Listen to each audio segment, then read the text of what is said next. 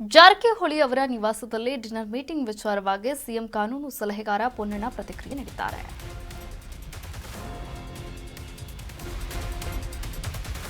ಜಾರಕಿಹೊಳಿ ನಿವಾಸದಲ್ಲಿ dinner meeting ಪಾಲಿಟಿಕ್ಸ್ಗೆ ಕುರಿತಂತೆ CM ಕಾನೂನು ಸಲಹೆಗಾರ ಪೊನ್ನಣ್ಣ ಪ್ರತಿಕ್ರಿಯೆ ಕೂಡ ನೀಡಿದ್ದಾರೆ. ಸಿದ್ದರಾಮಯ್ಯ ಅವರಿಗೆ ಹೊಟ್ಟೆ ಸರಿ ಇರಲಿಲ್ಲ, ಹೀಗಾಗಿ ಸಿಎಂ ಅವರು ಸೂಪ್ ಕುಡಿದು ಹೋದ್ರು ಅಷ್ಟೇ.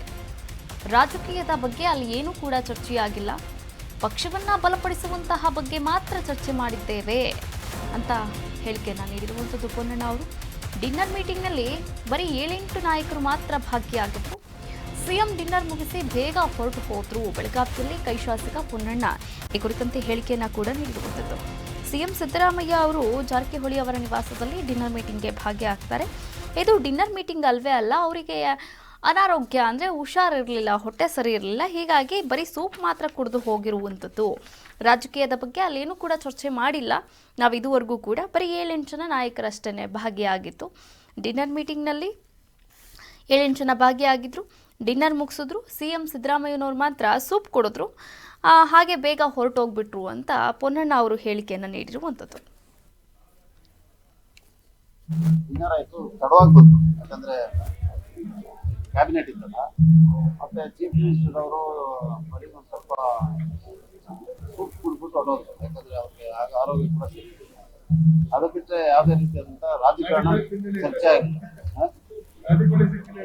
ಅಲ್ಲ ಇತ್ತು, ಬಟ್ ಅವ್ರು ತಿನ್ಲಿಲ್ಲ. ಯಾಕಂದ್ರೆ ಅವ್ರಿಗೆ ಹೊಟ್ಟೆ ಸರಿ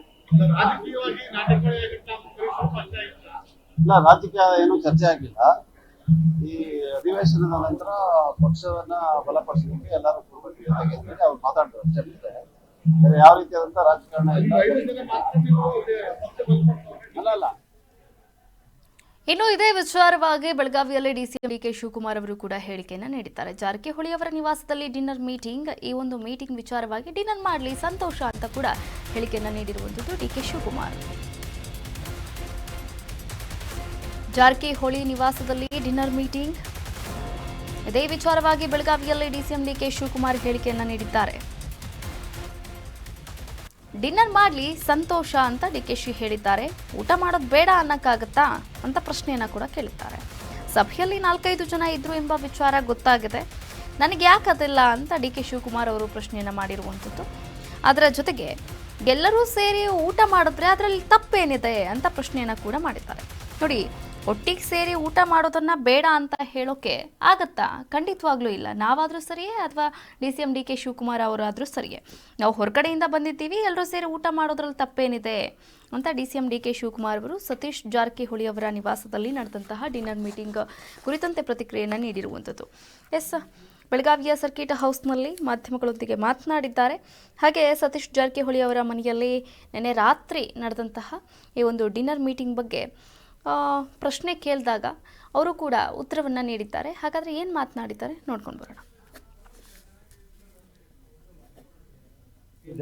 ಸರ್, ರಾತ್ರಿ ಡಿನ್ನರ್ ಮೀಟಿಂಗ್ ಆಗಿದೆ ಸರ್ ಜಾರಕಿಹೊಳಿ ಅವರ ಮನೆಯಲ್ಲಿ. ಸಂತೋಷ.